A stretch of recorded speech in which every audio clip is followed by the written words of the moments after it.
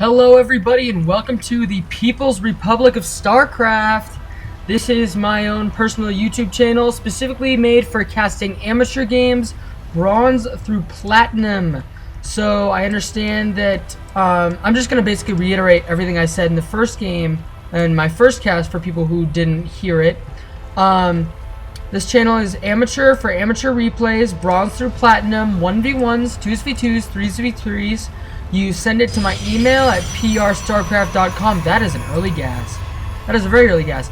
You send it to my email at PRStarcraft@gmail.com, and I will cast it if it's interesting or exciting in any way. So, I will explain later after this game, but without further ado, let's get into this 2v2 on Molten Core between Turbomarth and Corndoggy as the Terran, both Terrans, teal and purple Terran in the bottom of the map, versus Roach and Bacon, the red and blue, red Protoss and blue Zerg at the top left corner of the map. So, as I mentioned before, very early gas going on, very early gas right here for Roach, and just constructing a pylon here. So, according to the chat between Corndoggy and Turbomarth, he's going to be going fully upgraded Thors, yes, I believe, and he will be going Marauders and Raiders. So, interesting plans so far. People just scouting out, seeing where their armies are. I'm pretty sure Turbomarth and Corndoggy already know. Let us see. Okay, so not quite. Not quite yet. Nope. Alright, so they haven't found it yet, but they will. And this is a pretty close map. I mean, it isn't huge, but you know, there's a fair amount of distance to travel, so I am expecting some kind of early rush. Yep, scouting drone just going in, trying to figure out if there are any cheese builds. Not a serious deal for both players because they seem to be going pretty standard so far. None of them has taken their gas yet, which isn't a serious deal for Terran because they can just pump out Marines all day long. But that drone is going to sneak back through that wall, the wall, and that is going to be completed pretty soon. And the interesting thing about this map, and something I kind of like about this map, is that you can defend both bases, both mains, through this one choke point.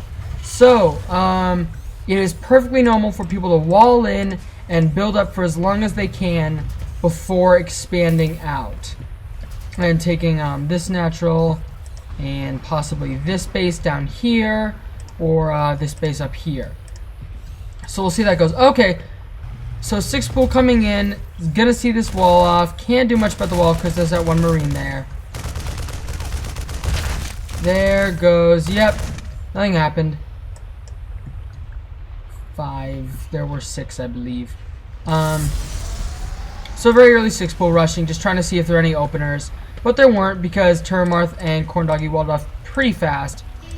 So not very successful, but he is not gonna have a serious problem. He's recovering fine, and there is no yeah, they're not doing a rush, a counter rush, so not a big deal. These guys, Bacon just, you know, establishing some map control with the Zerglings.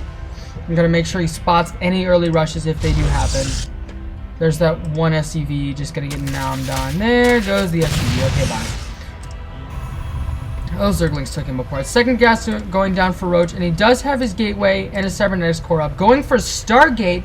Interested to see where this is gonna go. I'm thinking Void Rays just because I believe this is a Bronze League, and Bronze League players tend to go for Void Rays pretty often. But we could see Phoenix. We could, I don't know about carriers, but it'd be really fun to see carriers. I don't think so. Baneling Nest going down for Bacon. I love Banelings. They are so fun to watch. They're giant rolling balls of poisonous goo. Always fun to see. And then the second gas going down to support that Baneling production right there. So income tabs look fairly even, with Turbomarth pretty skimpy on their resources so far, which isn't a big deal for him because he does have his double gas, so he is going that full mech Thor tank route, which is what he loves to do as a player. Currently in the economic forefront is Roach. He hasn't produced one unit. There goes the Void Rays. So Getting Void Rays. Might do some Void Ray harass. I don't know. Could just build up his army. But he definitely has the economy to be able to support that kind of play style. So just checking to see if anything I missed. Nothing so far. Go to the production tab. Alright, so metabolic boost. So we're gonna have speedlings on the way, which is great. If he can spread creep, if he can make a creep highway, those zerglings just go so fast. They just zip around everywhere, and it is just crazy how fast they go. And Turmoth already with siege tech down, so he's making up for his slow-esque economy by researching siege tech as fast as he can, and he's going to be, obviously, fleet beacon! Oh god, carriers! Yes, please. Thank you very much. Oh man, I love my carriers. I love carrier play. I don't really see carriers a lot. I think they tend to happen more in MLG games, just because people realize how great carriers are. And oh gosh, I think they're getting nerfed, either nerfed or completely removed in Heart of the Swarm. I'm not sure. I have to check on that. But they might or might not be. If they do get removed, I will be very sad because I just love carriers. So he definitely. Well, where do all his probes go? Well, he doesn't have that many probes. What is his economy like? Yeah, that's just because I guess probes are pound for pound probably the best collectors in the game. But Bacon outdoing him in mineral production at this point, and he does have the second hatchery down, so he's going to be mining from that. It's going to give him a very distinct advantage. Turmarth, though, moving out straight for the gold, but he's going to see these zerglings and be like, "Nuh-uh, I am not landing there." He turns around, he's like, "Nope." Where else can he go? He's probably going to take this natural right here, I would imagine, or back here for sort of like a covert mineral line, but Corn Dog, he might just go ahead and... Oh, he put SCVs in his command center. That's interesting. He might just go ahead... No, he's going to take one of these up here. And it looks like Turmarth is going to be going for this natural right here. So, fairly interesting stuff. Wow, he's already got those Thors going and siege tanks. He's going straight for a mech build. And there's a Spire coming up for Bacon. Where is that sneaky Spire? Where are you, Spire? Where are you? I feel like I missed it. I feel like it's somewhere really obvious, and I can't see it, because I'm stupid. Where is... Okay. Whatever. I know a Spire's going down. I can see it. It's right there.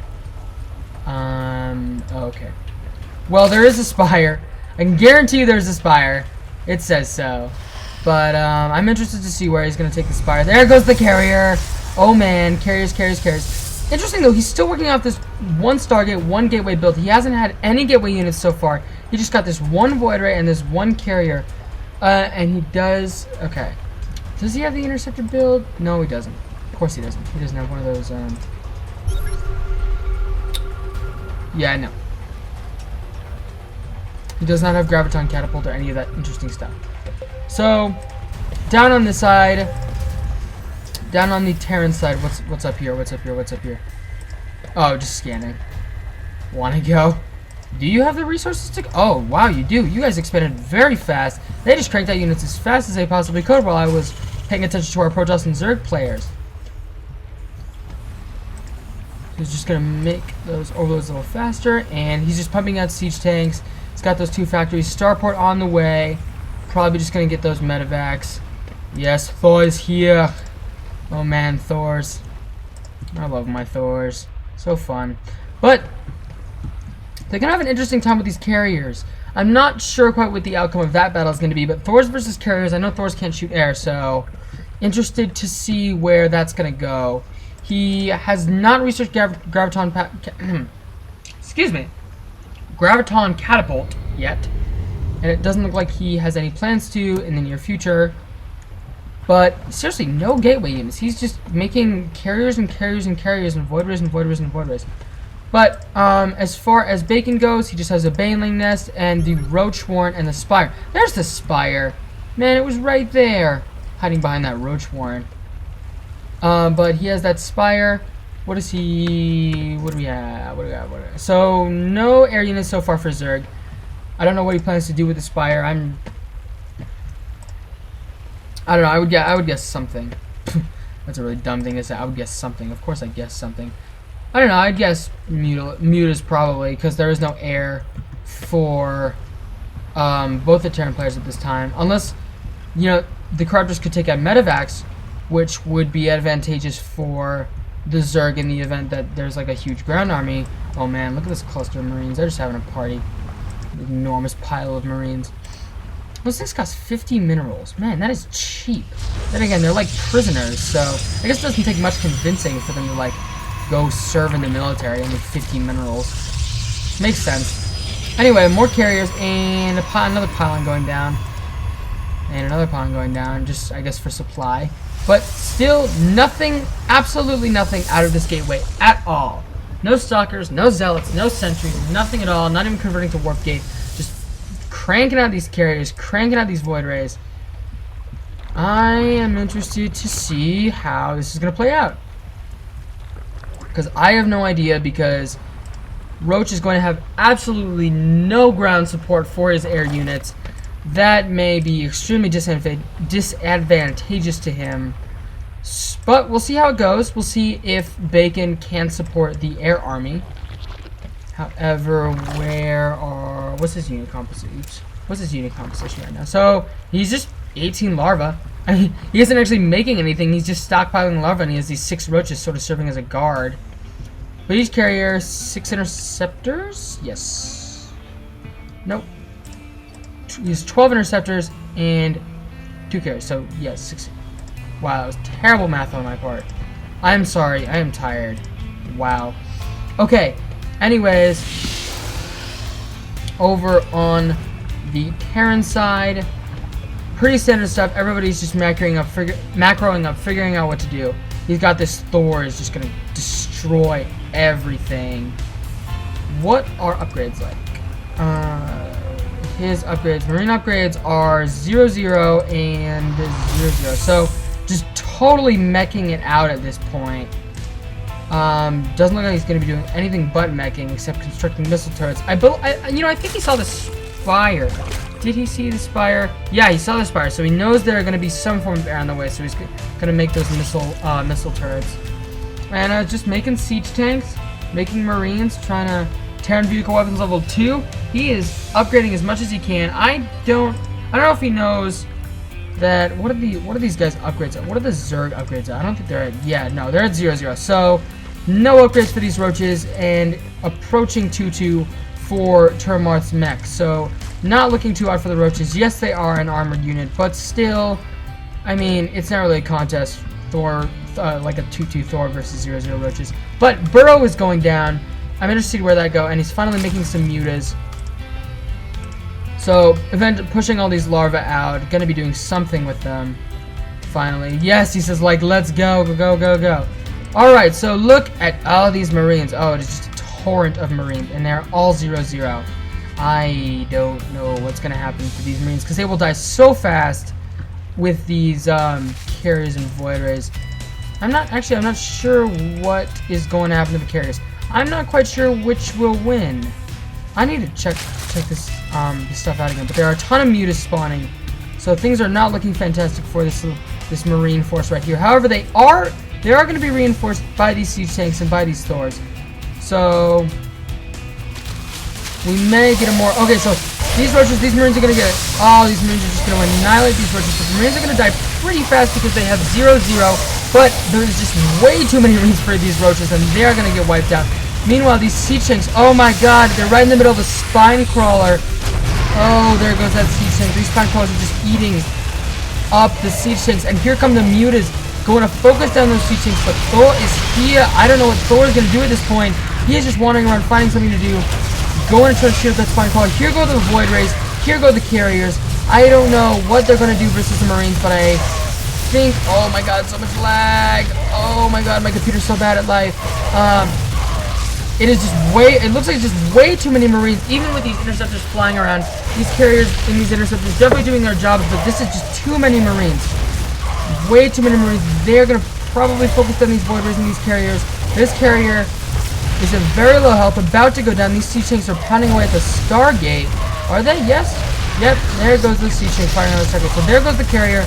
Void rays are gone.